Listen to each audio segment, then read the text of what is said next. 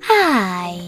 In front of me is NUBIA Red Magic 8 Pro, and today I would like to show you how you can switch on or off automatic screen rotation. Begin by going into Tab menu and looking for Auto Rotate shortcut. When you find it, click on it.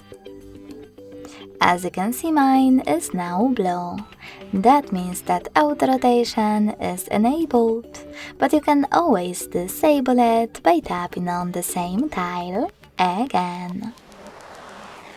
If you want to, you can also access devices settings. Click on display section and scroll down. Now click on this switcher next to Auto Rotate Screen to enable or disable it. Thanks so much for watching. If you enjoyed this video, don't forget to leave a like, comment and subscribe. Bye!